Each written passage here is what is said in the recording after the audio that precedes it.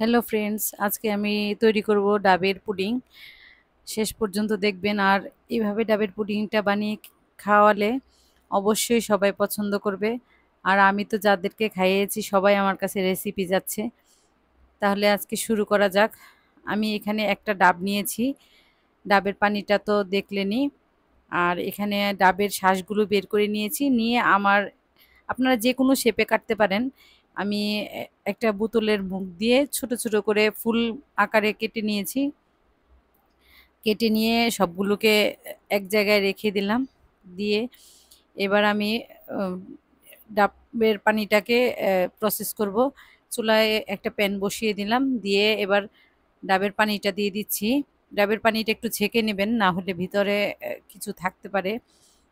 ডাবের পানিটা বসিয়ে যেহেতু একটা ডাব, সেজন্য আমি 1.5 চামচ চিনি দিয়েছি।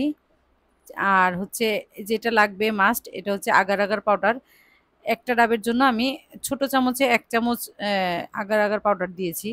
দিয়ে এবার ভালো করে 4 থেকে 5 মিনিট ফুটিয়ে নেব। মাঝে মাঝে একটু নাড়া দিয়ে নিব, বলক আসা পর্যন্ত নাড়তে থাকবো।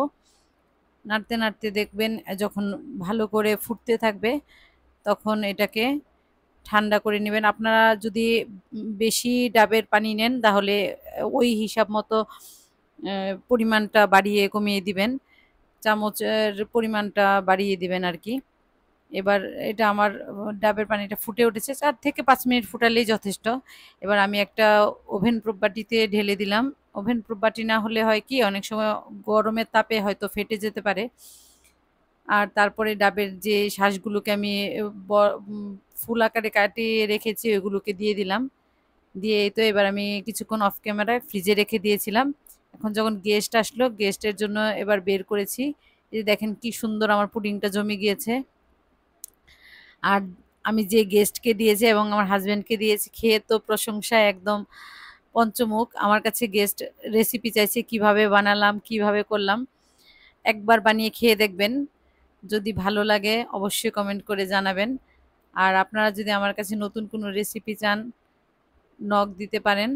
বা কোন রেসিপিটা জানতে চান আমাকে বললে আমি অনেক খুশি হব। আমার সাথে থাকবেন। আপনাদেরকে অসংখ্য ধন্যবাদ। আর দেখেন পুডিংটা কত সুন্দর হয়েছে। অনেক সুন্দর জমেছিল।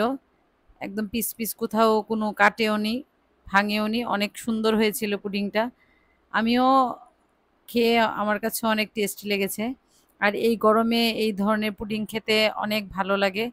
এই গরমে ভাজা পোড়ার চাইতে একটু ঠান্ডা জিনিস খেলে অনেক ভালো। শরীরের জন্য ভালো, নিজেরও অনেক তৃপ্তি লাগে।